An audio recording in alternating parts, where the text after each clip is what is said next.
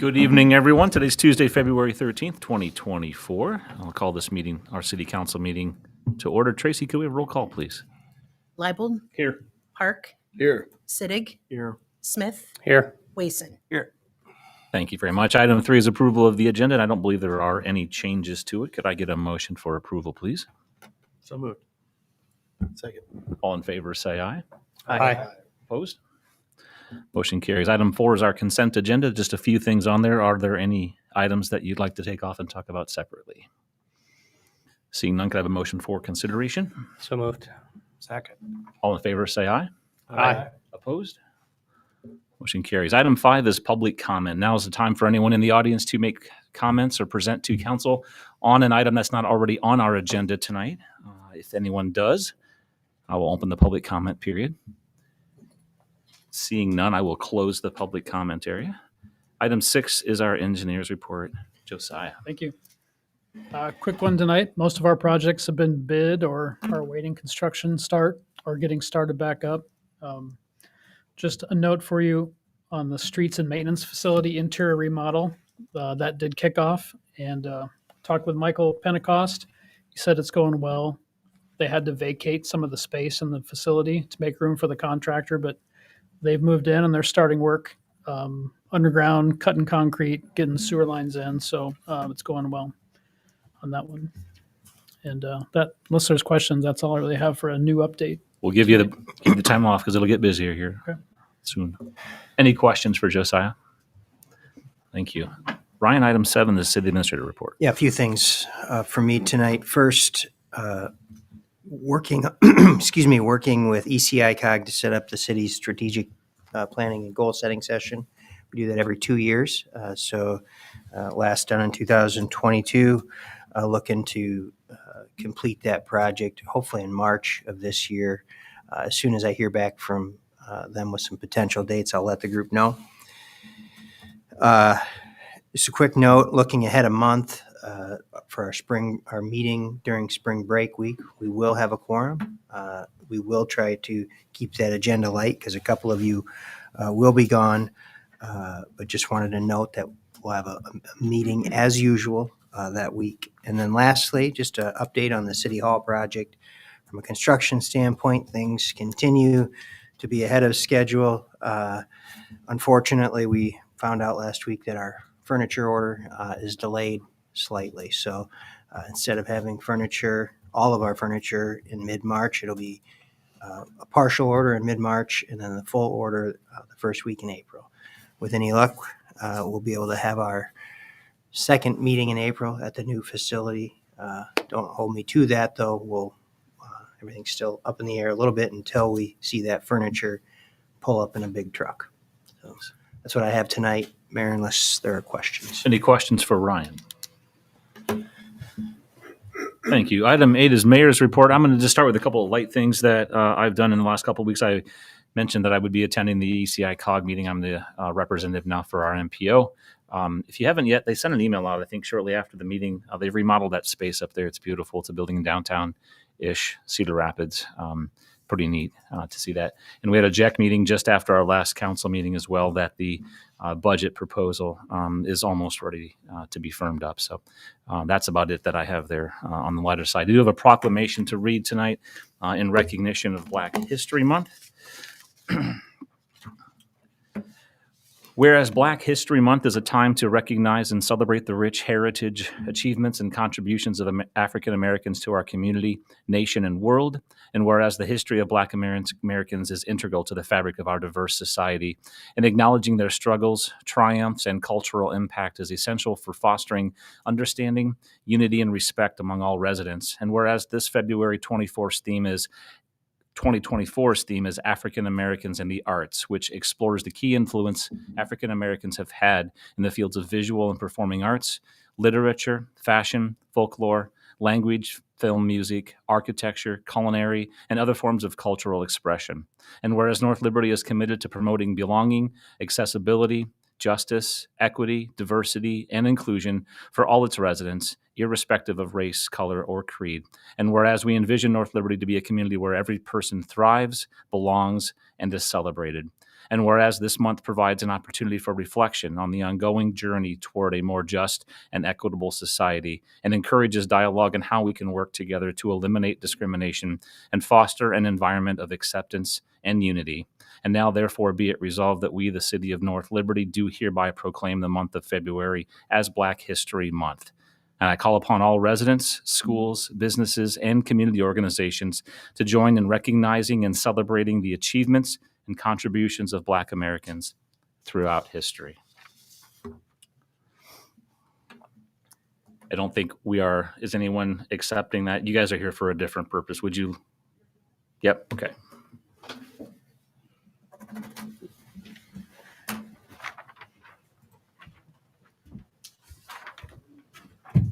Stand off to the side. Okay, sounds good. Mayor Hoffman, city council members, and city staff, on behalf of our community and anti-racism and social justice in North Liberty, we want to express our heartfelt gratitude and appreciation for the council's decision to approve the proclamation recognizing Black History Month. In a time when some aspects of history are unfortunately being silenced, it is truly inspiring to see North Liberty embrace the importance of celebrating our diversity. Your commitment to acknowledging and honoring the rich tapestry of our community is a testament to the inclusive spirit that makes this city stand out. This proclamation is not assigning blame or fostering guilt, rather it's an opportunity to understand our shared history collectively. We appreciate the progress made and pave the way for an even brighter future. We are a vibrant fruit salad. We each have elements that are allowed to exist and shine in their uniqueness. It is this diversity that enriches our community and makes North Liberty a beacon of openness and welcoming. Thank you for fostering an environment where every voice is heard and every contribution is valued. By embracing our differences and celebrating our shared history, we continue to build a stronger, more united community. Thank you. Take a photo up here. Sure. Awesome. We'll turn around to you. Whoever, unless, do you want to do it or do you want me to do it? Okay. Okay. Kelly's going to do it. Sorry. Do you want our backsides?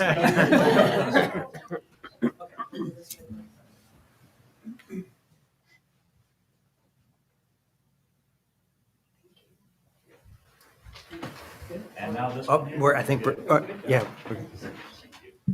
Here. Thank you all.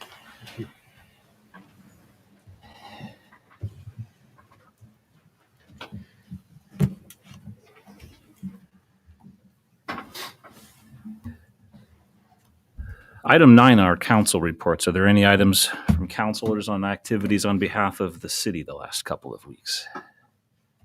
Yes, sir.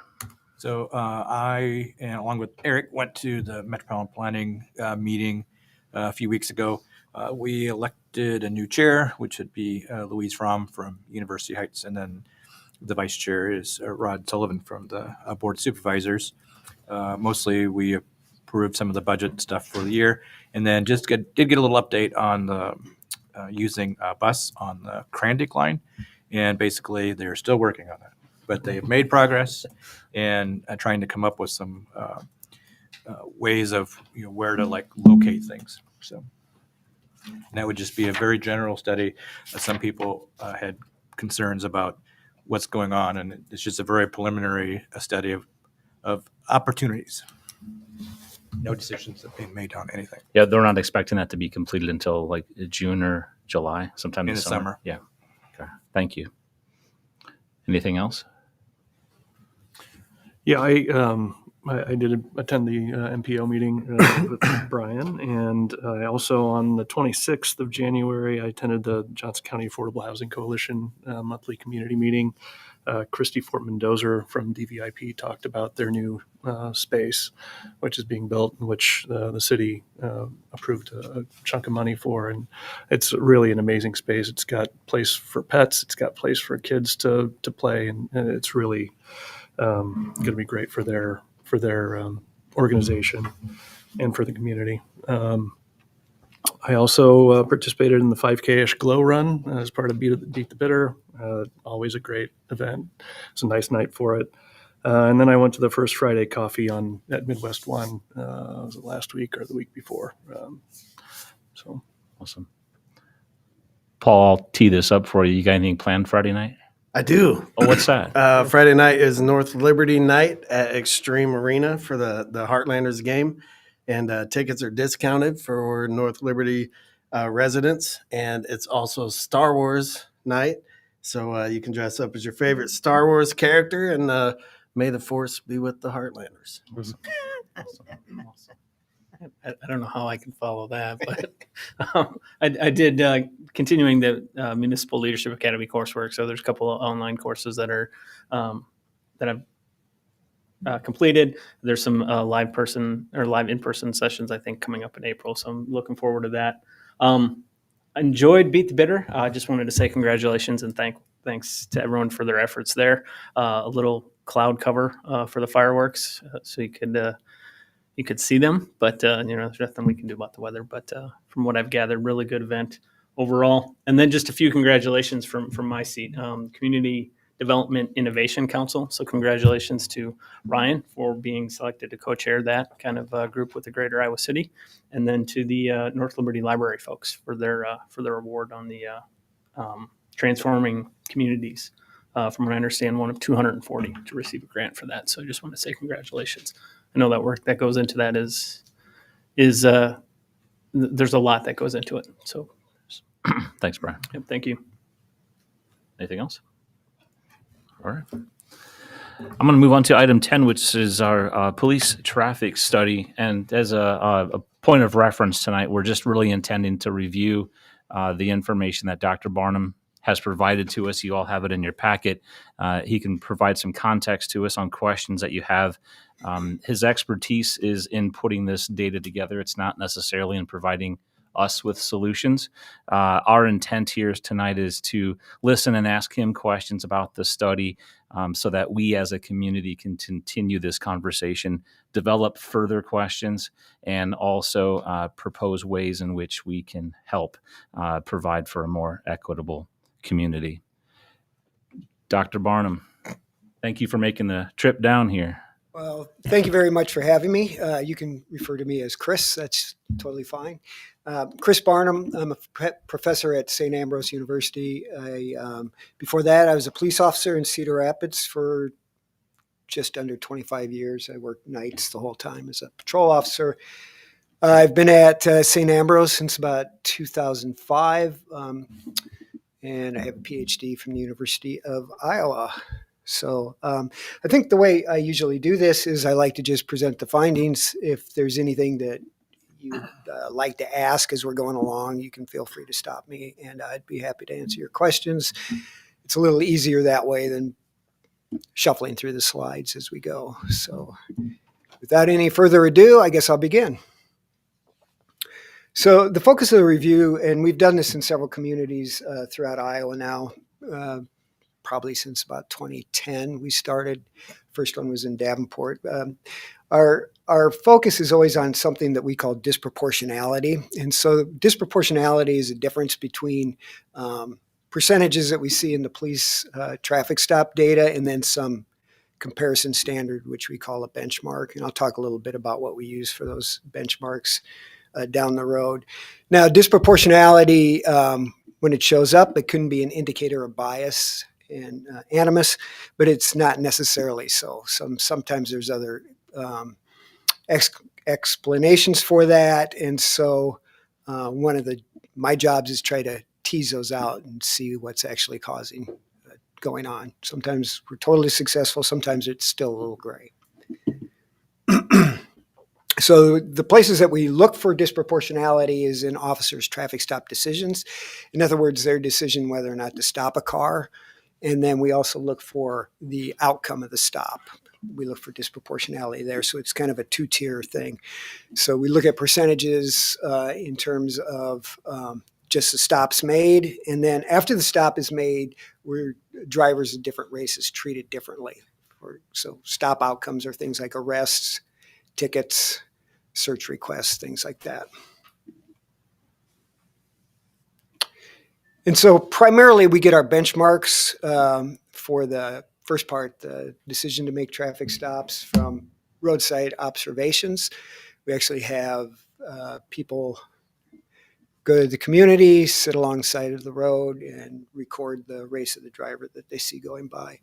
We try to choose intersections that we think are going to be fruitful in terms of a lot of police stops made there and that are also representative of the community. And I'll talk a little bit more about that as we go.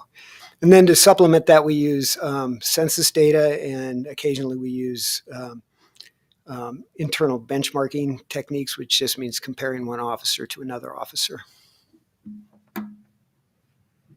So this is where North Liberty made their stops in this batch of data. So this batch of data runs from the summer of 22, I think it was July, to July 23.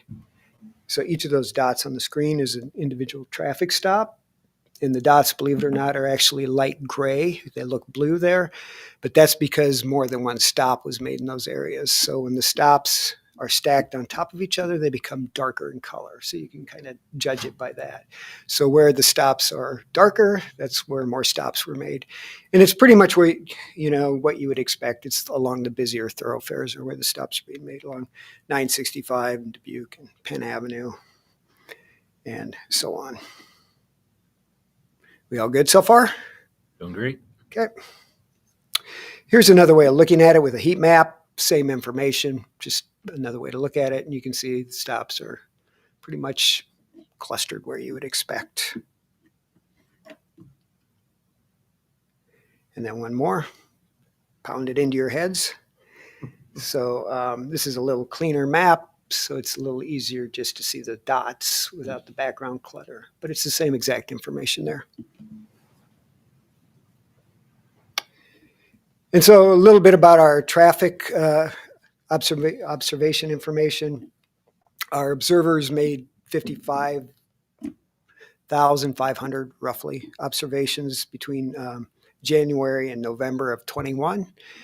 And we would watch traffic at different times of the day, all 7 days a week. Not constantly, obviously, but off and on through the 7 days of the week. And usually our earliest start was around 9 a.m. and we usually finished up around 2 a.m.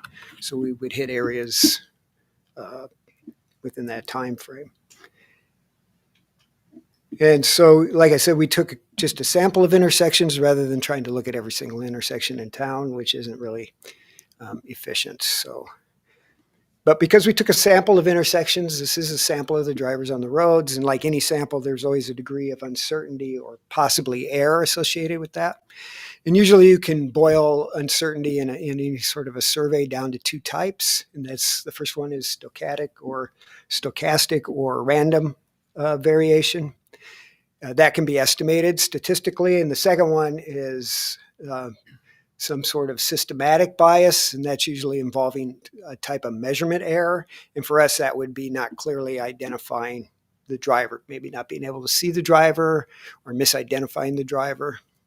And so that's, so you can't really do much about that if it's in your survey, but you try to eliminate that with your methodology so that doesn't occur. And so after we got all the data back, we looked at it and we determined areas where we were extremely confident in what we were seeing on the roads because we had good lighting conditions and nice clear view lines and so forth. And we call those primary zones. And then we also use census tract information to generalize to larger areas. So the primary zones, which I'll show you in just a second, are the areas where we have a really high degree on what we were seeing because we compare each of the observers, what they were seeing in certain spots, and it all looked like the data were showing that they were all seeing the same things. So we're pretty confident of those observations. And that's the areas right there, which are our primary zones. And so essentially what we do is we look at all those dots that occurred within each of those boxes. And so those are the police data. We compute percentages of the race of the driver that was stopped for those aggregate percentages. And then we compare to what we saw on the roads. So we know what we saw. Certain percentage of the drivers were white, certain percentage were African American, and so on. And we compare the police stops to what we saw. Any difference is disproportionality. And so that's kind of our methodology. That's how we determine disproportionality in the first part that I talked about, officers' decisions to stop. So usually speaking of stop, this is a good time for questions. Yeah, I just want to make sure I'm understanding your methodology here. So you're confident what you're observing are just people driving down the road. Yeah. You're not observing actual traffic stops. You're just taking information from the NLPD, comparing it to what you see on the road. Yes. So you're confident in your observation of what's happening on the road, and then you're just comparing that to what the PD. Yeah. So, I mean, there's a lot of different benchmarks you could use, right? Like you can use census data, which we do just to see how far of a divergence there is. But really probably the best way, because, a lot of people travel through North Liberty, 965 and so forth. So it might not, the census data might not be representative of who's driving on the roads, particularly at certain times. So that's why we look at it that way. John Lamberth is the guy that pioneered this probably back in the 90s, and he's done a lot of work through the early 2000s and so forth. So it's essentially his methodology, and it's pretty well validated. So, and so the only, sorry, Brent. No. So the only areas that you're confident in your data and enough to compare it is what we're seeing outlined here. Yeah, that's our highest levels of confidence. So about a third of the stops happened in that area, in the areas inside the boxes there. And, since this is sampling theory, that's plenty big sample enough for us to feel confident that we can kind of generalize it. And then we also use census tracks, which cover the entire town, and I'll show you the results of that too. So they're actually similar. After reading this, obviously not trained to do this, but I did find myself trying to identify drivers to see how accurate this really would be. I would guess it would be fair to say that the later you get in the evening, from 5 o'clock to 2 a.m., becomes very difficult, and the proportionality that you're reporting is skin color only, correct? Correct. Yes. And so you're trying to determine that from what positions, how far away. I'm having a hard time understanding how, because it was really hard for me to determine. So what you have to do, so like you set up perpendicular to a roadway in your car with your headlights on with brights. So when the driver drives by, you can see him. Okay. As long as there's not tinted windows. Tinted windows make it difficult. Sure. And so we'll mark that as uncertain on that one. And we measure that, how much our uncertainty is. It was a fairly low level here. But yeah, that's a great question. Everybody asks that actually. And that's a very reasonable thing to think of. Because when we really look at demographics, obviously we want to know about every race and nationality if there's disproportionality, not just based on skin color, right? Sure. Right. Yeah, and of course, if you talk about Latino, for example, that's difficult to estimate just by looking at. So, although the police data break it out that way, what we looked for is whites, African American, Asian, and other. So, and then everybody but whites would fall in one group, and then whites in the other. So that was the methodology that we used for that. And it's not as granular as you would like, of course, but it's about the best you can do by looking at things. And you said the people that were identifying the drivers, those were members of our community? No, they were actually members of the Cedar Rapids community, though. So they were from Cedar Rapids. Got it. Just one question for me. What's a high degree of confidence? You said that a couple of times. What's the confidence level having that? Yeah. So it just, when we go through, so the way we do it is we check everybody's numbers to see if they're in the same ballpark. And if they are, then I actually ask the roadside observers, you pretty confident in what you were seeing? And they'll, at this spot, and they say, oh yeah, I had a really clear view here. So that's how we do it. We don't do it. There's no confidence interval. There is a confidence interval when I get into the presentation, but not, I could compute one. It would be really insanely high. And the reason for that is because our number of observations is so high that it's a little artificial. It would almost be disingenuous to present that. And so, and there was, for example, along Penn Park, I believe it is over here, we made a lot of observations there, but it was we weren't as confident in what we were seeing because the demographics of the roadway changed right through there quickly. And so it was difficult for us. So we left that one out. Okay. So we could have included more, but we just went with the ones that we want to try to get to the truth. So Yeah. No, I appreciate that. Thank you. Anything else? Very good so far. Good questions. Again, I guess I'm big into the repetition with different maps.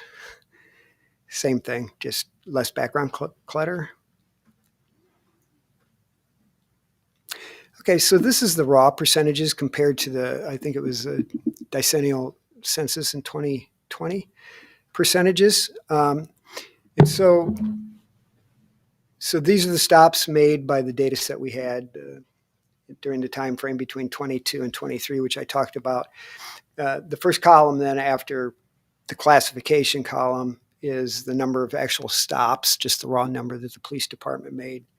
And then the percentage of those stops broken out by race. And then the corresponding census percentages. That's for the whole community, not for our areas. That's just for the whole town. And so you can see, for example, if you look at whites, about 72% of the stops made were white drivers by the police department. The census says that should be 82%. So that's disproportionality there. That's an example of it. These aren't the metrics that we use, though. This is just kind of introducing you to sort of how we do this. So if you look at African Americans, there was 712 stopped during that time frame, which was about 17% of the data. And in the community, that says that should be around 5.1. So you can see there's some difference there. And then you can go through the rest and kind of look at it. And I'll give you a second to do that while I grab a quick drink here.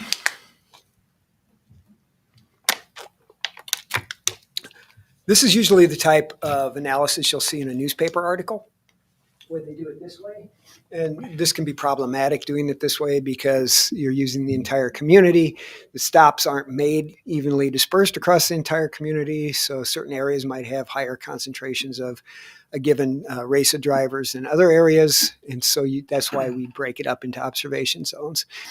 Not to mention that cars are mobile, so people come in and out of the city and they don't live here, so they wouldn't show up in the census. So this isn't the best way to do it, but it's the way you'll see it. So we present it just so you can see it for completeness. Okay. What we use is something called a disparity index, and it's not too statsy, a little bit of it, but so we're just comparing two ratios, and a ratio, of course, is just a fraction. So we just have two fractions. You have a fraction on top and a fraction on the bottom, and you compare the ratio of the ratios is essentially what you do. So we compare the percentage of minority stops to the minority benchmark, right? So if we go back to this slide, say African Americans, we would be comparing 17% to 5.1%. And then we would divide that by non-minorities. So it would be 72% over 82%. So you compute those two ratios and then take the ratio of those, of what you did there. Sorry to get back. I know it's hard to explain without showing you actually it. It's really not that complicated. It's a quasi odds ratio measure, if you are familiar with that. So the bottom line on this, though, if those ratios are the same on the top and the bottom, that value will be 1.0, right? If you're dividing the same number by the same number, the same percentage by the same percentage, then you'll get a result of 1.0. Scores higher than 1.0 are indicative of disproportionality, so are lower than 1.0, but that's disproportionality towards whites. We're interested more in disproportionality the other way. So if you see numbers bigger than 1, that's an indicator of disproportionality, and as those numbers grow, that gives you more confidence that that's probably something you should look at. And so we follow Lambert, as I say here, his guidelines for what those confidence intervals should be. We make some small prudent adjustments based on what we saw here in our nighttime viewing. So the ranges are a little bigger at night than they are during the day. But other than that, it's pretty much what's been used before in other places. So we'll look at days first. So here's our confidence interval. So if you see an index value between 1 and 1.5, we consider that benign, because in that framework it could be sampling, so forth. Between 1 and 1.6 and 2, that's usually, well, we'll watch it. We'll see what's happening. Not necessarily a problem, might be one. Over 2 or over, we usually consider that concerning, and we'd want to keep an eye on that. Okay? So you're clear what's going on, and we're computing percentages for, lack of a better word, minority drivers versus their benchmark versus white drivers to their benchmark. That gives you 2 percentages that you just top percentage divided by the bottom percentage. And if they're the same, it'll equal 1. If this number on top is bigger, that'll be bigger than 1. Okay, so here's the results. Those are the locations that were in the boxes on the far left column there. So the bench is what we saw on the roadways. So for example, at Highway 965 and Penn, we saw roughly 8% of the drivers were non-white drivers, so roughly 1 in 10. The police stops in that area, there was 277 stops made in that area, was about 19%, so about 1 in 5. That OBS column is the number of observations we made there. So we made 14,766 observations there. And then if you compute those indexes the way I said to do it, you get a score of 2.8. So I'll go back here so you can see. So that's going to be higher than what we would like to see in terms of monitor or benign. That would be in the concerning range. And then the same thing applies as you go down the list there. That bottom number, the bigger number there with the box around it, is a weighted average. So we just take the average of all those scores and weight it by the number of stops made at each location to come up with that average score. Okay. What do you make of the index being lower with the significantly higher observation numbers? Does that make any difference? Yeah. So that's that might mean something. It might not. It could be that it really is lower there, or our benchmark's better. I freely admit that the benchmark is, it's a sample, so there can be some variation there. That could be it. And so that's why it's kind of important to look at more than just a single snapshot when you do something like this. But that's an interesting thing. I don't really know what to make of that, to be honest with you. Okay, I'm going to move on then. So we also did the year 2021, same way, data.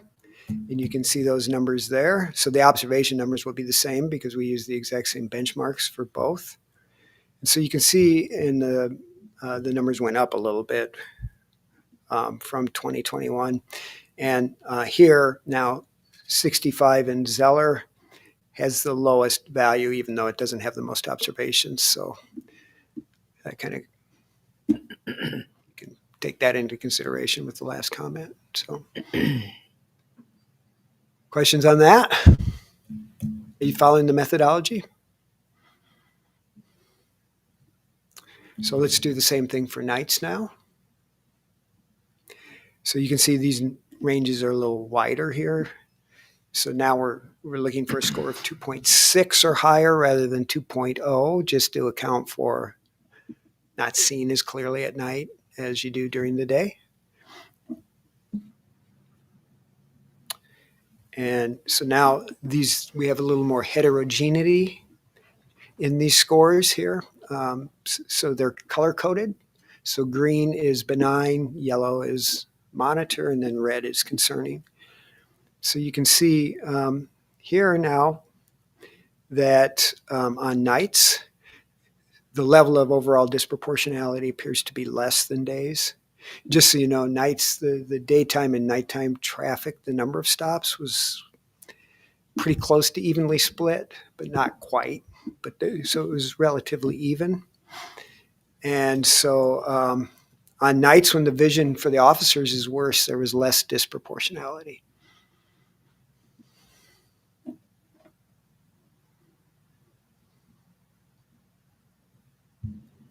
And here's the same values from the year prior.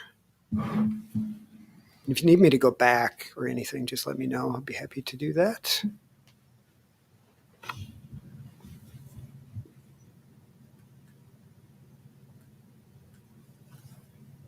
Let me get a drink. I'll let you absorb this and digest for a second, and then I'll move on.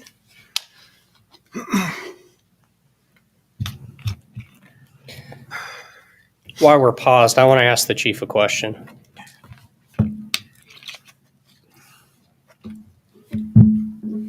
Yes, sir. Okay, so I know that there's not going to be a percentage, you're going to have data, but you've done this a long time. The majority of the stops that your officers are making, they're making observations from the side. Are your officers making these determinations from head on, behind, or side, or is it split evenly amongst the thirds when they are making a determination of who to stop and what to stop? I would say the majority of the time they're not going to be able to see the driver. It's either going to be from behind, or if they're doing speed enforcement, it's going to be 1,000 yards in front. They're just not going to be able to determine at that point what the driver is. They're not sitting at the side generally. Okay. Thank you. Ready to move on? So this is just a summary of what I said. So the daytime weighted summary index value average for traffic stops made in our primary zones is 3.3, which is in the concerning range. And most of the indexes for days were also, well, all of them were actually in the concerning range. At night, the overall average was 2.7, and there was more heterogeneity in the data. And so the overall number is in the concerning range, but it's a lower level than at night, during the day. And then at the bottom, it can show you that bullet shows you the number of stops made at nights and days. So it's roughly a 50-50 split, with maybe 400 more stops made at night than during the days. Then we did the same thing looking at U.S. Census data using the American Community Survey, which I think comes out every 5 years. I think. I can't remember what it is for racial demographics. I know it is for questionnaires on housing and so forth. But anyway, what we do here now is just look at traffic stops made in different census tracts across town, the percentages made by the police there, and then compare to what the census values say are the percentages of different types of racial categories living in those different tracts. So here's the census tracts for North Liberty that we used. I think those are your current ones. And so now this doesn't involve our benchmarks at all. This is all what the census says is living there. Okay, so these are not our benchmarks, and we're going to make the comparison now in the exact same way, just using these benchmarks. And so since we're using all the stops, so there was a total of 4,078 stops made, and then some of them we couldn't use because we were only interested in discretionary stops where the officer decided to make a stop. So like if it was a call for service or a criminal offense, or if the race was unknown or missing, we didn't include those. So this just breaks it out. And there wasn't much of a drop-off, really. So there wasn't much of a drop-off that way. So then we had to eliminate a few rows, but not too many in our data frame. Can you tell me what exactly is a raw stop? That's all the stops that were recorded in the data that they gave us, that the city gave us. So it's a spreadsheet, and it had 4,078 rows in it. Each row would represent a stop. It has a bunch of stuff in it, right? So you have the time, the location, race of the driver, so on and so forth. that's one stop. And there's 4,078 of those. Some of those, so one of the columns is that, was this for a traffic stop or discretionary traffic stop, or was it a call for service? So we didn't we didn't count calls for service because the officer pretty much has to make that, stop there without deciding on their own if they want to stop. So that's a non-discretionary type of stop. So we didn't count those. But there's not that many. Usually there's a lot more than that. There wasn't that many here. And there was none that were missing race. There was a few where the officer didn't know the race to record when they recorded the race, 22 out of the 4,000. So that wasn't very high either. So it was a pretty good data set. And the final number we are looking at is 3930. And then we're just using the same zones like we did for days here. This is the same values for days. And this is what we found when we do that. So for census tract 10303, wherever that's at, 03, where is that at? That would be down in right here. There. The census using the survey. Now remember, this is a survey that the census takes. It's the American Community Survey. So the numbers are slightly different than the 10-year census. They say that in that zone that roughly, I'm just going to round up here, 8% of the people living are not white. In that zone, the police, roughly 25% of their stops were not white. And they made 266 stops there for a 3.9 index when we compute it the same way. So in 10304, again, they say about 10% were non-white. Police were 28% of their stops there were non-white out of 836 stops made in that area of town for that 3.1. And you can just follow it on down for each of those. And again, the value in the box is a weighted average by just taking the average of those scores and weighting it by the number of stops made. So where there's more stops made, it gets a higher weight. Those numbers are pretty similar to what we saw.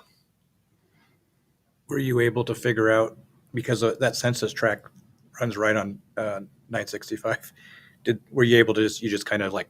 Yeah, no. So that's one of the weaknesses of doing it. Yeah, we have no idea if they were, community members or not. I mean, I think the data set had something about state of issue of their license and so forth, but that really isn't even, that doesn't really help you because people don't change those over right away and so forth, and license plates. So you would actually have to ask them that question. That question wasn't in the data, but it's but the numbers are similar to what we saw, which also gives me confidence in what we saw. We're probably right.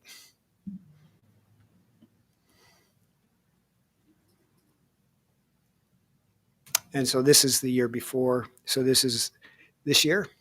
And then this one highlighted in yellow is the year before, which is roughly the same. So this is this year. I think I went too fast on this year for you. Sorry about that. My apologies.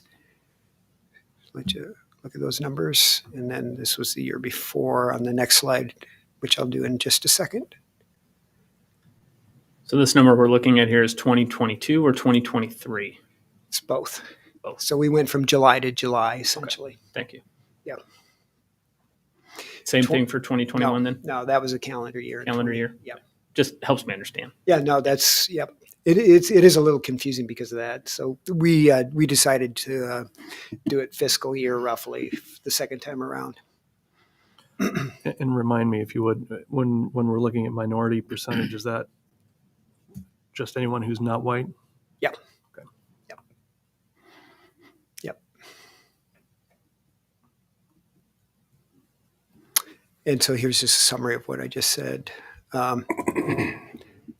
So the value for the 22/3 was 2.93. Overall, if you look at those different tracks, it's about 10 to 15 percentage points higher than what the census said in the stops. But again, now the census, I've identified the weaknesses there, and I've tried to be honest and identify the weaknesses in ours also. But we're starting to see some, so you see three data pieces that are showing the same thing. That raw number I showed you up at the top. Do you remember that? And now ours, and now the census broken out by census tract. So like if you've taken a methods class in psychology or something, that would be convergence validity. What we have there, so you have different measures showing kind of the same thing. It gives you more confidence that probably what you're seeing is correct. I can't promise you it is. It could be off. I don't think it is, though. That's my honest opinion. So, questions on that? So that was the hard part. Now the rest, as we move in, is easier to explain, and the results are more friendly. We'll put it that way.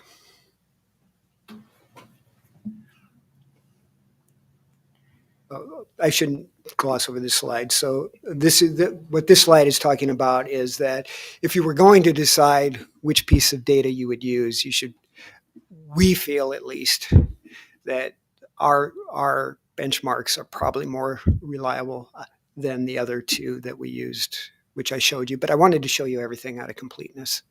So, so we did find, there's no easy way to say this, we did find some disproportionality here that was meaningful, which means it was probably high enough where we'd want to think about it, what's going on there.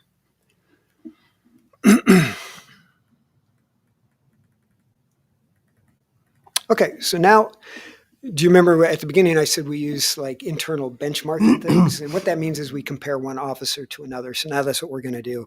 We're going to compute an index, and I won't go into the statistics of this because this is a little more complicated how we compute this.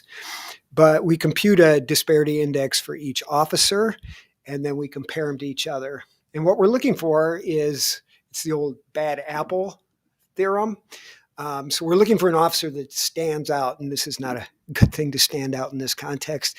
It's an officer that's different from the other officers. So in other words, quote unquote, a rogue officer out there doing some things. And by the way, I'll just tell you now, I'm not going to find that with your data, which is great, but I almost always find that in other places. So I'm going to show you a slide to show you what that looks like. This is not North Liberty data. This is from another agency.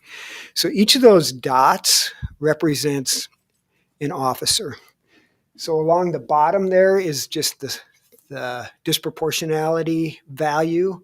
Higher numbers are more disproportionality. Lower numbers are less disproportionality. The red line on the left is the median for all dots. That bolder dash line is the 90th percentile, so 90% of the dots fall below that value. And then that blue dash line that's horizontal is 100 stops. One thing about this index is it's really sensitive to the number of stops made by an individual, and it's not at all reliable to look at anything less than 100. As you get more stops, you become much more comfortable in the validity of it just from a statistical standpoint. And so that's why we don't use this to measure disproportionality, because the median, for example, is measuring officers who made less than 100 stops and officers who made more than 100 stops. But we'd like to disregard those ones that made less. So, so we don't really worry about what the value is. What we're looking for is this pattern that we see here. And I'm going to step to the screen for just a second. So just so you know, so these are the stops along here. So for example, this officer here is making a lot more stops than all the colleagues.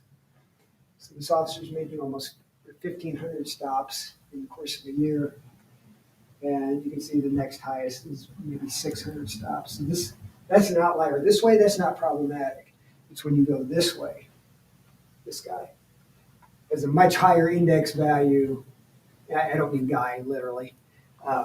This dot has a much higher index value than other officers. This is something if you were a chief and you saw this, you'd want to dig a little deeper. So what's going on with this officer? Why is this different? There might be reasons for it, right? The officer might have special information other officers don't have, and so on and so forth. But usually we find this exact pattern in places we look, with one person doing a lot more stops and then somebody with higher levels of disproportionality. And usually what the chiefs do in those other communities is watch that for a couple of years to see if the same pattern persists. They might switch the officer's duty assignment in terms of location in town, the beat, whatever they're called in different agencies, to see if it's the same thing persists. Here's your data now. And you can see here there's not a pattern like that, although you do have the overachieving officer right there, but falling right exactly on the median. No disproportionality. This chart looks very good. So there's no bad apples, to use the vernacular. Chief, how many rookies have we brought on in this time frame? We brought on 2, I would say, veteran officers that are new to our department, and we brought on 2 rookies. So this is good, and this is puzzling somewhat too, and I'll tell you why. So you don't have 1 or 2 officers driving this, and it's usually unlikely that an entire department would be engaging in purposeful biased behavior. And so we're kind of have a little bit of conflicting information here. Do you see it? So we don't have a rogue officer out there, but we do show disproportionality for the department as a whole. So that is a little puzzling. Questions on that before I move on? So now, So just sorry. Yeah. So you're saying we have someone who's close to that 5 index number, but because they're under 100, we can't rely on that. So it's, I really would discount anything even close to that blue line, but especially below it. The way to think about it is like this: like if you're flipping a coin and you flip it 10 times, you should get 5 heads, right? But it wouldn't surprise you if you got 7 heads, because that can happen just randomly. And it's sort of the same principle here. If that number's small, and especially when you're comparing, so this thing is using ratios again, so you have to multiply that times the number of ratios you use. Not to get into the weeds here, but actually, 100 is the bare minimum where I would really give it any credence at all. Because 1 or 2 stops. So in another community in central Iowa, when we did this, they gave us the information, and an officer had right at 100 stops, but that officer was disproportionate and different. So they went and checked, and they realized, I think it was 3 or 4 of those stops were actually calls for service. And when we discounted those, that dot moved back into the group. So just a few stops when you have a low number like that can make a big, big difference. So with this type of thing, you always have to be cautious. So let's just clarify that. So calls for service would be somebody calls in with specific information about the vehicle, and something occurring where the officer does not have discretion, they're going to make a stop. Yeah, let's just to make something up. Let's say that you're called to, what do you guys have here? Quick Trips? Casey's? Casey's. Yeah, you're called to a Casey's. Back in the day, we used to use the 10 code on a 10105, an armed robbery, and they give a description on the vehicle on the way in, right? Yeah. You're going to stop that vehicle. You're not going to let that go. Right. And so that's not really an officer discretion issue. That would be when we would not count that type of thing. Okay. Yeah, and that was a dramatic example, but it can be anything like that, So even something as less connected, like check for a suspicious driver in this area with a vague description. If it's late at night and there's not many cars, you might take a chance on stopping somebody. Again, that's probably a call for service type of call rather than a pure discretionary one. Discretionary ones where you're not doing anything and you decide, I'm going to stop this car. Right. I shouldn't say you're not doing anything. You're on you're on patrol. You're not on a call. I think I heard you acknowledge that the overall is above 2, which is concerning. What we're seeing here that's okay is the fact that we don't have an outlier who's driving this. Is that- Yeah, I would be encouraged by that. When you have somebody out there that's way above and way different with a high level of disproportionality, especially if they're making a lot of stops, they can do a lot of, for lack of a better word, damage in terms of relationships with the community. And so I would like to check into that if I saw that, but there's no evidence of that at all here in your data. And then I just wanted to go back to what you showed us for what was not our data, the one with the outlier. So the dark line is the median, is that right?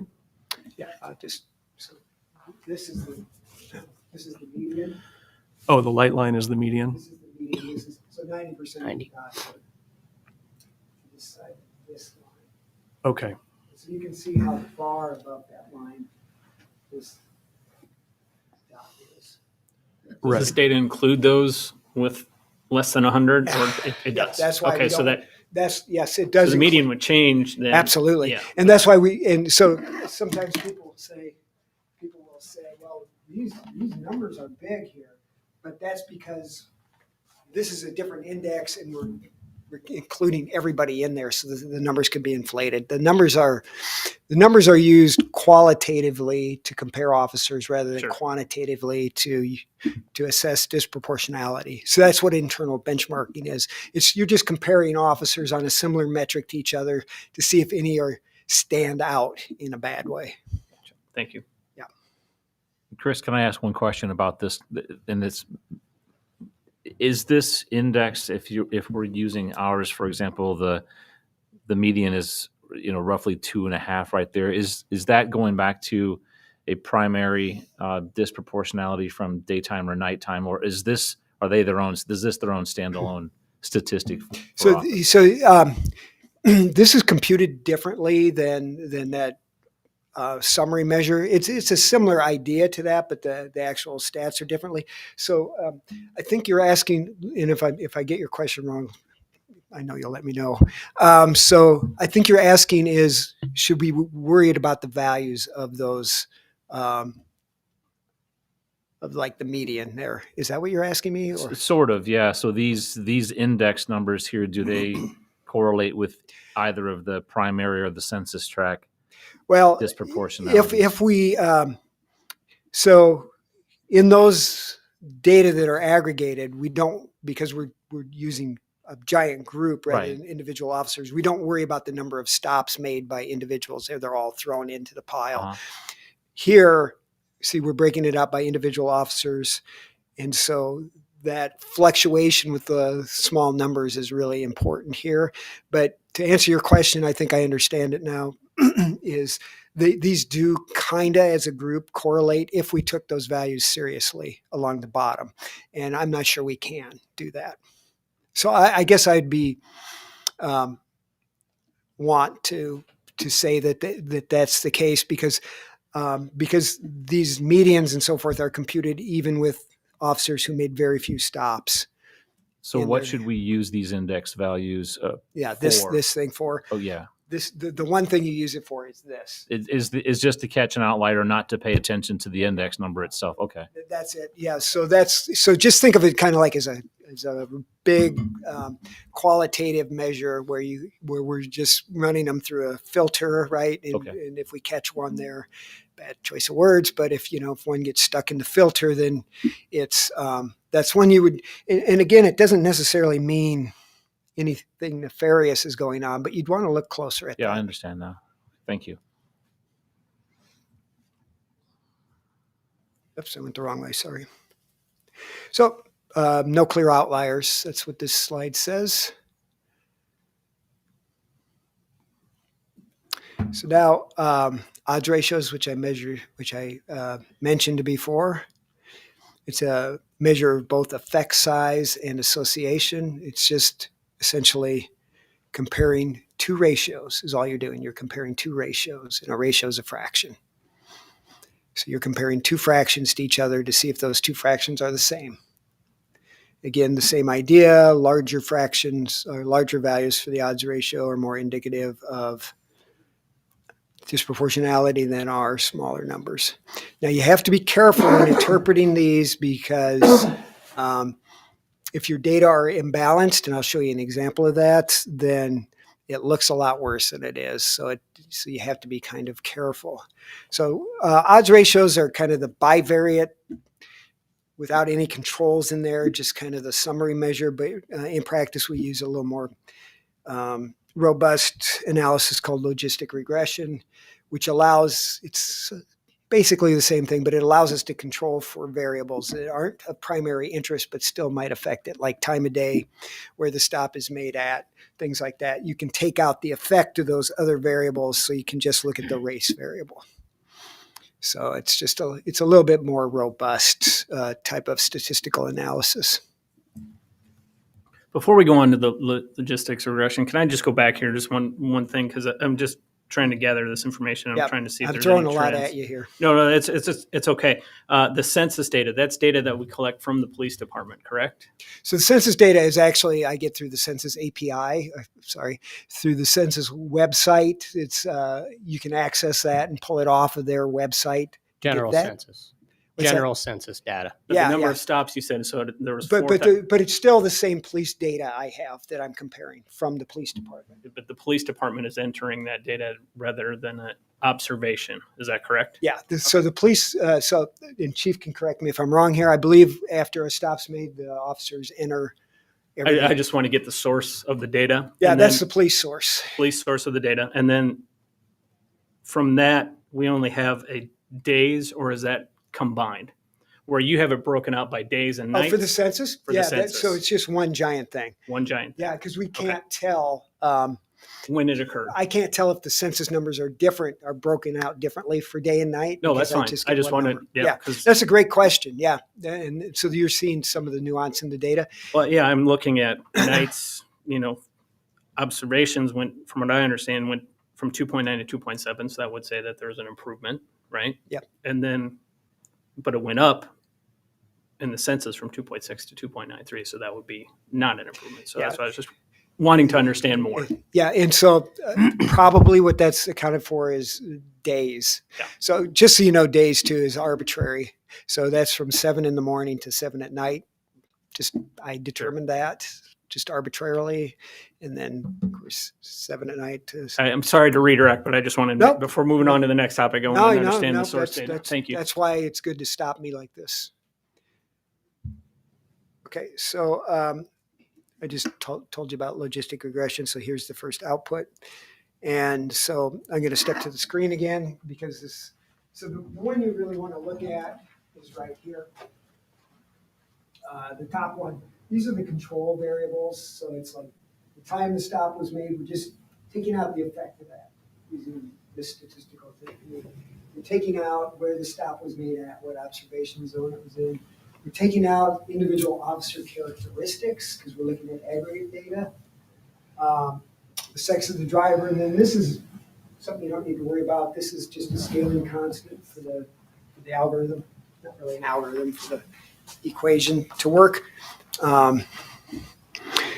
So that's where if you fit a line to this, that's where it would run through the y-axis. Anyway, you don't need to worry about that. So if you remember, we're looking for numbers that are bigger than 1.0 for disproportionality. And so that 2.5 and 9.75 are the 95% confidence intervals.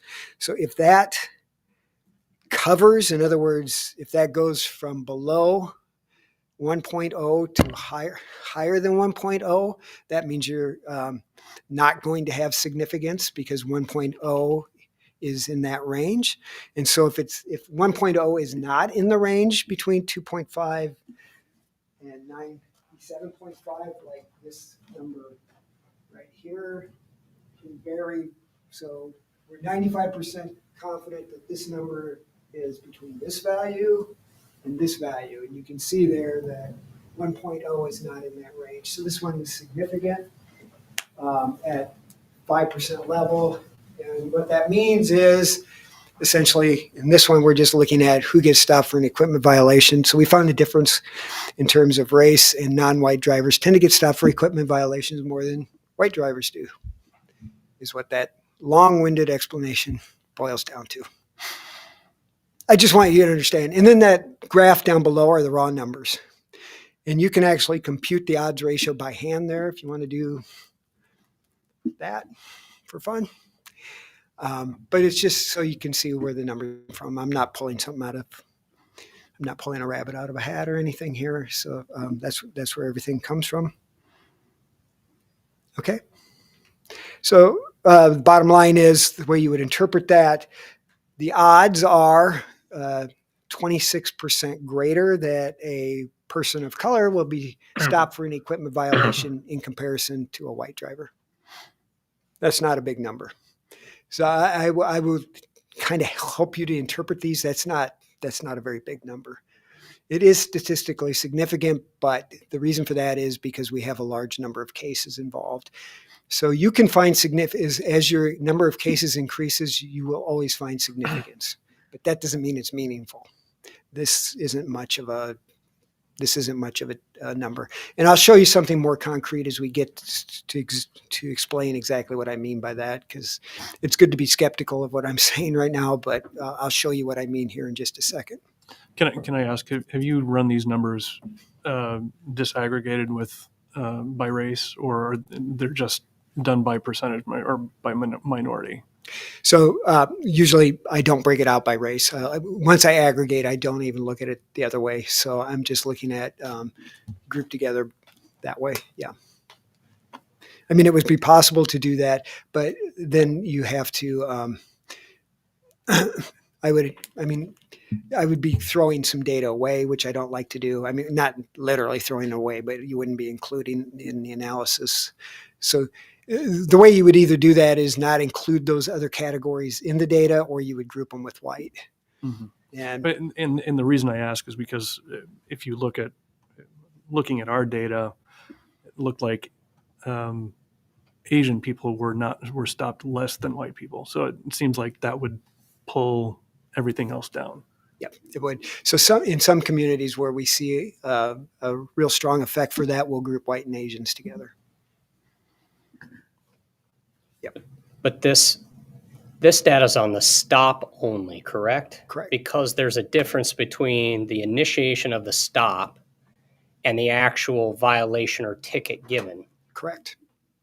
Is it broken out, or is there discussion, or are there points that the chief can see to see if there's disproportionality on stop versus violation ticket written? Yeah, I'm going to get to that here in just a second. Okay. That's a great question. Yep. So this is just what the stop was made for. So two broad categories. Was it a moving violation or was it an equipment violation? That's just two non-granular, big, broad categories. So people of color tend to be stopped more for equipment violations. And then in the next slide, that number's below 1, you can see for race, which means whites are more likely to be stopped for a moving violation, which makes sense. If the first slide is true, then the second one makes sense. Okay, so another thing that sometimes causes confusion, you'll see, well, day stops are significant also.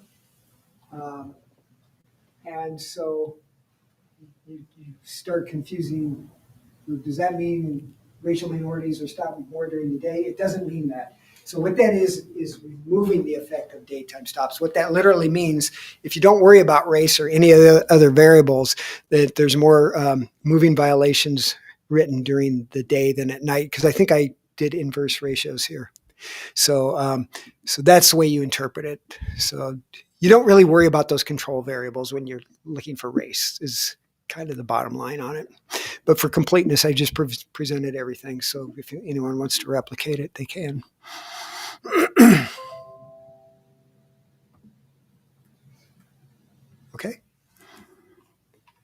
Okay, so the results of logistic regression for these two broad categories show just what I told you. White drivers are more likely to be stopped for moving violations, and then non-white drivers for equipment violations.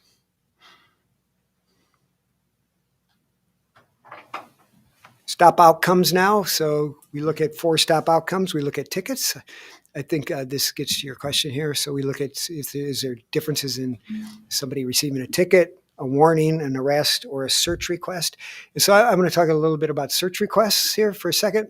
Search requests are the type of requests where the officer doesn't have probable cause to get into the car. So probable cause is what you need to search a car. But you can still ask the driver permission to search. And if they grant you permission, you can get in that way. So what we're looking for with those search requests are a request for a search when there is no probable cause. Okay. Don't worry, that doesn't happen much in North Liberty, not enough to even analyze statistically. But I wanted you to be aware of what that category is. So here's for citation, and that's significant. So this is what when I mentioned a minute ago, is it significant or is it meaningful? And I'll let you decide here because I'm going to give you some information. So this shows that non-white drivers are significantly, in a statistical sense, more likely to be issued a ticket as a result of a stop than are white drivers. And in fact, they're about 40% more likely. That's what that 0.4 after the 1 means. But to put that into perspective, because these data are imbalanced, so if you look down below, you can see that out of the 3929 total stops that are included in the analysis, only 499 of those drivers were issued tickets, but 3430 were not issued tickets. And so what this odds ratio comes down to is that 14% of non-white drivers were issued a ticket and 12% of white drivers were issued a ticket. So those percentages are pretty close, but statistically you find a difference there, and people, by the way, go, wow, that you got a big problem here with this. But so there's a difference between statistical significance and then meaningful significance. So I'll let you interpret whether that is meaningful or not. Where does that 40% number come in? Because that's an odds ratio. That made me sit forward. Yeah, absolutely. Because that would be like immediate. It's true of the stops that were issued. So if you computed that by parceling out all the other effects, you would say that the odds increased by 40%, which sounds like it's not 40%, it's 40 percentage points. But anyway, it's that sounds like a big number, but when you look at what the numbers really are, it's not meaningful. So usually what I have found, and again, you'll have to trust me on this, is that when it gets above 2, that starts to pique my interest. Below that, you can still find significance. When the odds ratio gets above 2? Yeah. Okay. Yeah. When that value gets above 2, that's when you're usually like, So 14% of whites were cited, 14% of non-whites were cited. I want to thank our 12%. city administrator for helping me with this. He pointed it out during a presentation I showed him earlier, that what those raw numbers are, and that's absolutely true. So if you divide, if you divide that number, take that number as so 152 divided by 1265 is 14%. 347 divided by 2864 is 12%. And so those are the percentages of the people that were actually. So a 2 percentage difference. Yeah, 2 percentage points. Yep. Which I'll let you interpret that. But that's why you have to be careful. You have to be very careful when you're doing this kind of thing. And that's why sometimes it sounds like I'm hedging, but I'm really not hedging. I'm just trying to be prudent and not say something that may not be true. So I'm trying to be, present the findings. Yeah. Okay. So citations, we found an issue. Oops, sorry about that. And then warnings, that number is just a hair short of significance there. We don't have any difference in between groups in terms of who receives a warning, which means probably that some people in the data are getting both a ticket and a warning on the same stop. For you get a warning for one charge. The officer says, I pulled you over for running the stop sign and going 20 over. I'm going to write you for the stop sign and give you a warning on the speed or whatever, something like that. When you were calculating the citations, was that if you got a citation at the stop, that was one? If you got 2 citations, was still one? Yeah, so Okay. it was like, yeah. So it's kind of, I'm sorry to do this. It's kind of like being pregnant, right? You're pregnant whether you have twins or not. Yep. Yeah.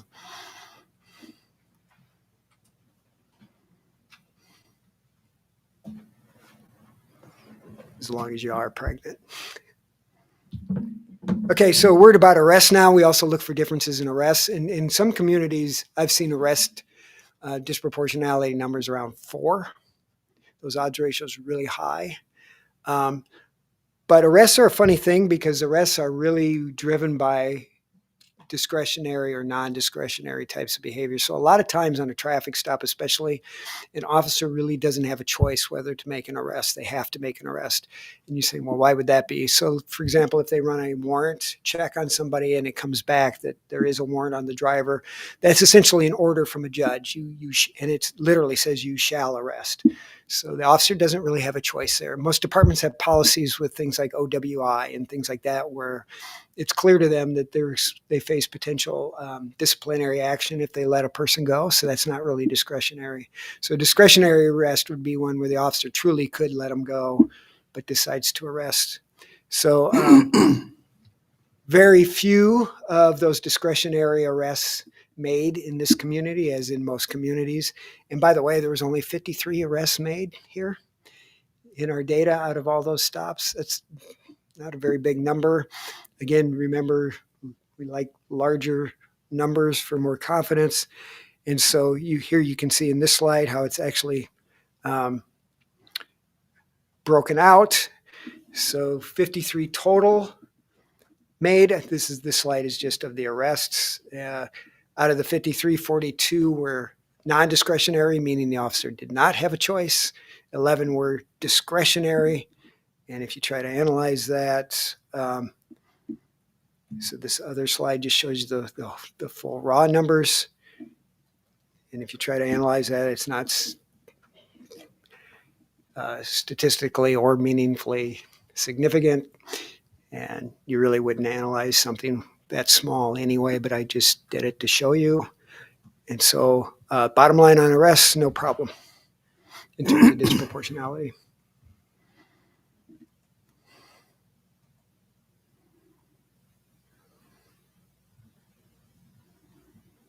Consent requests, there's only 20 made. So it's not going to be enough. It's an infrequent thing. It's not going to be enough. Some communities, that's not the case, so that's why we track it.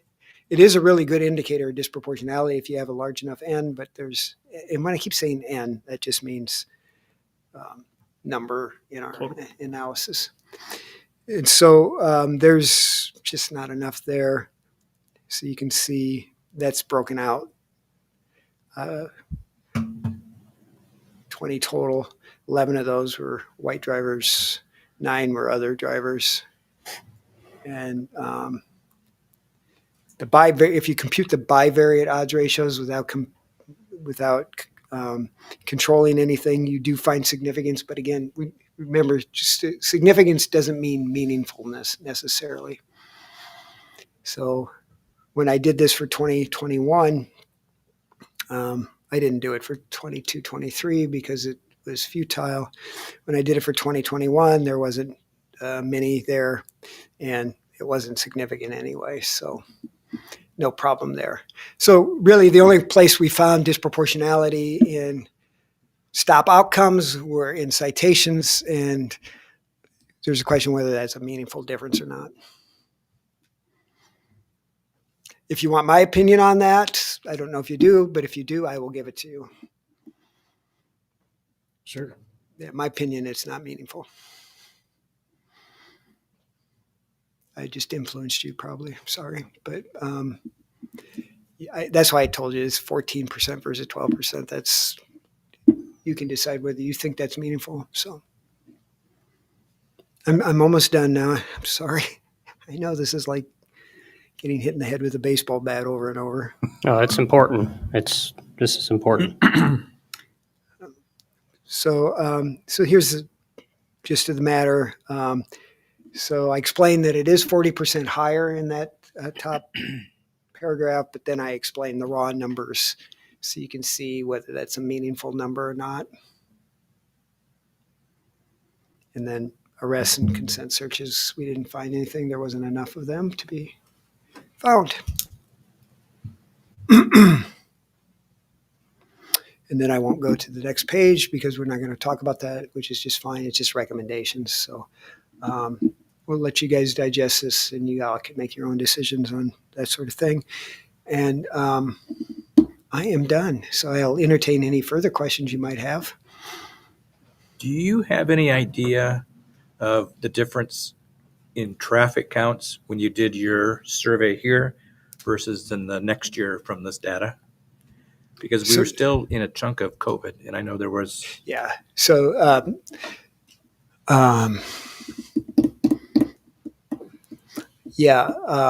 would have to. I think it was roughly the same, but I'd have to go back and actually look at the numbers. But I don't think it was totally divergent. But yeah, I'm sure if we looked at 2020, that would be way different. Yeah, and this still probably is affected by COVID too, a little bit, especially 21. Well, especially in the first chunk, yeah. Yeah. I just had a quick, pretty basic question, but did our police department know this study was happening, or did we do it incognito? Nope, we've been doing this since we started doing this in 2020. The administration certainly knew it was being done. I don't know if the officers did. They probably did, though, because they saw us out watching traffic. They probably wondered and I know they did have some contact. Some of the officers had some contact with our observers, like, what are you doing? You're sitting in this park looking at traffic, So Were those warnings or citations? yeah, they went to jail. But so, Are there any other questions for Chris? I know that you've spent a great deal of time with us here, and we very much appreciate that. Are there any questions that would be of benefit to the group? I would encourage you to reach out to Ryan, so maybe he can collect a list of questions that maybe you had some hints on that could benefit the group, and get back to Chris. Mayor Ryan, is it our goal to, now seeing the findings, to sit down with the chief and get her take on the study, and then be able to discuss our observations as well? Yes, that's what we're hoping to be able to do. So I'm going to exit out of this, and then I will bid you adieu, and thank you for your attention. I know it was a lot, and I appreciate your time. And Thank you, Chris. Thank you. Appreciate your Thank time. you. do you want me to take off then? You're done with me? I am, unless you want to stick around. No, not that I go. We don't want to hit you with a baseball bat. So, yeah, we're good. Thank you. Thanks. If there's nothing else on this one for council, for Ryan or for Chief, I'm going to move on to item 11. I've got more questions, but I'll send them to Ryan. Thank you, Eric. Appreciate that. Let's move on to item 11 then. This is speed zones, and item A is public hearing regarding the proposed amendments to Chapter 62, General Traffic Regulations of the North Liberty Code of Ordinances. I'll now open up a public hearing if anyone has any comments for this item. And with that, I'll close the public hearing. Item B is first consideration of ordinance number 2024-01. This is an ordinance amending Chapter 62 of the North Liberty Code of Ordinances to update speed violation citation criteria and the locations of special speed zones. Could I have a motion for consideration, please? So moved. Second. It's been moved and seconded. Are there any questions? Seeing none, Tracy, could I have a roll call, please? Leibold? Aye. Siddick? Aye. Park? Aye. Wason? Aye. Smith? Aye. Motion carries. Item 12 is 1085 Liberty Way preliminary site plan. And item A, Russ, is staff and planning commission recommendation. Thank you, Mr. Mayor. This is 11,600 square foot multi-tenant commercial building, southeast corner of Jones Boulevard and Liberty Way. Pretty straightforward site plan. Interestingly, most of this subdivision's almost built out, really west of the pond, which is interesting. Would add an 8-foot trail on Liberty Way. That would be part of the city's trail network. There was a very good question about buffering to the south because we do have residential. We provided an answer to that. The existing buffering would be maintained and enhanced, and I did chat with the applicant. He's not able to be here, but he did share that concern as well, and we'll pay attention to that during development and design. The Planning Commission did consider this. They accepted the one listed finding and forwarded it to the City Council, unanimously recommended approval. Thank you. Thanks, Russ. There was a mention on the variety of the shrub that would be planted and its eventual height of 5 to 6 feet. How tall will it be when it starts, when it's planted? These will be, relatively small. They'll come in smaller containers. So, you're probably in the 24 to 36 inch range. Okay. And how soon will it get to that? I shouldn't peg you on arborist type questions, but how soon can we achieve 5 to 6 feet then? They're in a couple of, it's an arborvitae, so it's going to be a couple of years. Yeah. The existing vegetative buffer along the south property line Pretty substantial. been there a while, Yeah, so it's pretty substantial. robust. Any other questions for Russ?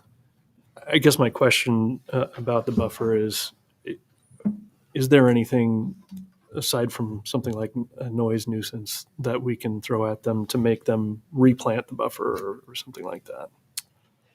Yes. So, as far as what is shown on the site plan, yes. Is it in addition to what's on there, or are you talking Down the road, if everything dies there, yes? Can we make them replant Yes, it? we can absolutely require that to be reinstalled. Absolutely. Okay. Any other questions? And item B is applicant presentation. There's nothing to add. They're not here for that. So we'll move on to item C then. And this is resolution number 2024-15. This is a resolution approving the preliminary site plan for 1085 Liberty Way, North Liberty, Iowa. Could I have a motion for consideration, please? So moved. Second. It's been moved and seconded. Do you guys have any further questions? Tracy, can I have a roll call, please? Sittig, Aye. Park, Aye. Wason, Aye. Leibold, Aye. Smith. Aye. Motion carries. And item 13 is manufactured home owners residence resolution.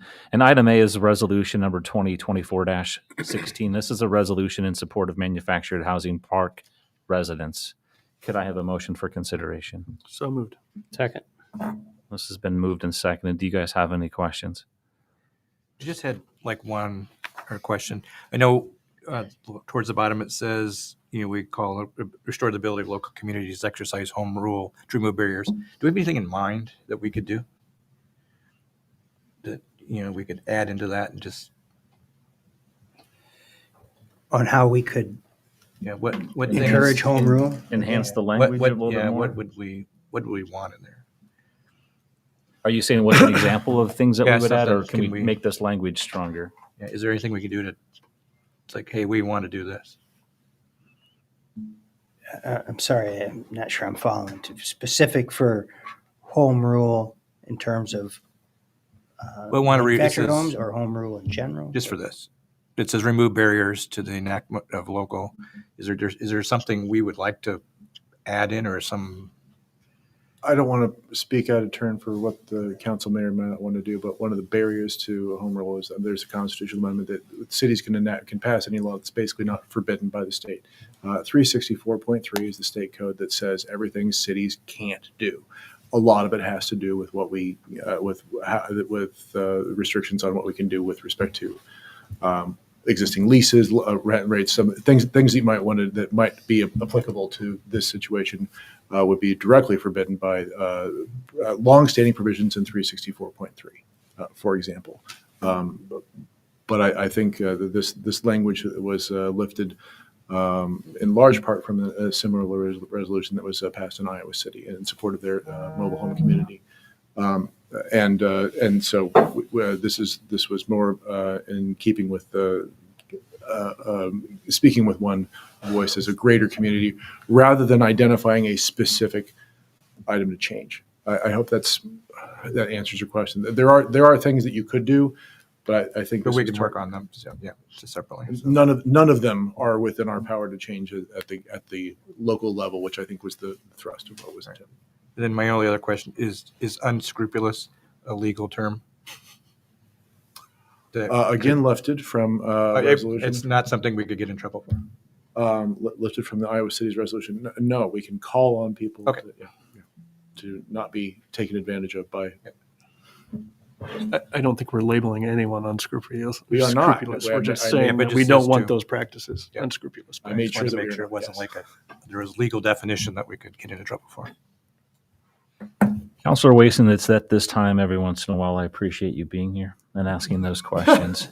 I'll say it doesn't happen every meeting, but it just did. And Grant, thank you for that explanation. That was very helpful too. Are there any other questions? No other questions. Just thank you, Candy, for asking us to do this. Yeah, and I will just say, as you're saying, Eric, Candy, thank you for your efforts out there, and we are doing what we can here at this local level. And thank you for sitting through an hour meeting to get to this point. You're very welcome. Thank you. My pleasure. Tracy, can I have roll call, please? Wason, Aye. Leibold, Aye. Park, Aye. Smith, Aye. Sittig. Aye. Motion carries. Item 14 is Centennial Park Lawn Naming Agreement, and item A is resolution number 2024-17. And this is a resolution approving the naming rights agreement between the City of North Liberty and Rely On, Inc. that establishes the terms and conditions under which a sponsorship for Centennial Park Next Stage Park project will be provided. Could I have a motion for consideration, please? So moved. Second. It's been moved and seconded. The only question I had is why we hadn't seen something like this before, and Ryan said we'll see all of them kind of come through at this point. So this is just the first one. Any other questions? Tracy, can I have a roll call, please? Wason, Aye. Smith, Aye. Sittig, Aye. Leibold, Aye. Park. Aye. Motion carries. Item 15 is the FY 2024-25 budget, and item A is resolution number 2024-18, a resolution setting time and place for a public hearing for the purpose of considering the consolidated general fund tax levy for the fiscal year 2024-2025 budget. Can I have a motion for consideration, please? So moved. Second. It's been moved and seconded. Do you have any questions about this? Tracy, roll call, please. Smith, Aye. Wason, Aye. Leibold, Aye. Park, Aye. Sittig. Aye. Motion carries. Item 16, Ryan, your favorite topic recently, is Forvis. Item A is resolution number 2024-19, and this is a resolution approving the statement of work A2 between the City of North Liberty and Forvis LLP for accounting services. Could I have a motion for consideration, please? So moved. Second. It's been moved and seconded. I don't mean to make light of this, and Tracy, you were the bearer of the majority of the headaches and the tears in the last couple of years. Is there anything that you want to add to this? I would just add that, we continue to work not only with Forvis, but with New World in transitioning our software. You saw the detailed memo, so I won't go into that. I think both Tracy and I believe we're taking steps in the right direction. They're just slower and smaller than what we would like to do, but we're making progress. Thank you. And I know that you share this with one-on-ones with everybody up here too. Are there any questions? Mayor, I would just, the staff's been through a lot with this. They should not have had to have done any of this. I was, when the purchase price of this came up a couple of years ago, I was skeptical. It was really expensive. And for what we paid for this, our staff should not have had to have done this. And we're paying more, which gives, I know, Ryan even more heartburn than me because he's managing the budget. I just think it needs to be publicly said. I still just don't understand. Software at this level, at this price, cannot roll over data from. It's just extremely frustrating to me, and I haven't even ever had my hands on it. I just don't understand it, and it's really too bad. So, staff, I feel bad for you. We felt like we were doing a good thing in putting our best foot forward financially to put you in a better spot. And hopefully, long term, it will. But boy, short term, it's been a nightmare for you, and it shouldn't have been. I would just add that we knew coming into this, there was, nothing is ever easy. So we knew there was going to be some hiccups along the way. Certainly, it's turned into be more than what we anticipated. We felt confident going into the process. We did a fair amount of research on different companies. No company is cheap. I mean, you get what you pay for. In this case, I guess that's arguable. But hopefully we will, as I mentioned, get there soon. And I would also just say thank you for your support as our teams made this transition. We appreciate it. Any other questions? No, just a comment. I know you answered my questions earlier, and in your report you mentioned that having someone from Forvis in person, could have helped. But from what I looked at, I think it was going to be messy whether you're on Zoom or if they were here in person. But I appreciate you, saying that, and I think it just kind of proves, we talked about having a finance person for North Liberty in our budget, and I think this kind of goes to show that that's important. Tracy, the roll call, please. Sittig. Aye. Smith. Aye. Park. Aye. Wason. Aye. Leibold. Aye. Motion carries. Item 17 is snow removal assessment, and this is resolution number 2024-20, a resolution assessing delinquent amounts owed to the city of North Liberty, Iowa to individual property taxes. Can I have a motion for consideration? So moved. Second. Moved and seconded. Any questions on this? Tracy, roll call, please. Leibold. Aye. Smith. Aye. Sittig. Aye. Wason. Aye. Park. Motion carries. Item 18 is West Penn Street project, and this is resolution number 2024-21, a resolution approving permanent right-of-way easement and temporary construction easement agreements between Daryl Neithersheiser, Ethel and Gordon Dorman, and the city of North Liberty. Could I have a motion for consideration, please? So moved. Second. Been moved and seconded. Any questions on that? Tracy, roll call, please. Sittig. Aye. Park. Aye. Leibold. Aye. Smith. Aye. Wason. Aye. Motion carries. Item 19 is old business. Anything from the past to remind us of? Item 20 is new business. With that, could I have a motion for consideration for adjournment? So moved. Second. All in favor, say aye. Aye. Opposed? We are adjourned.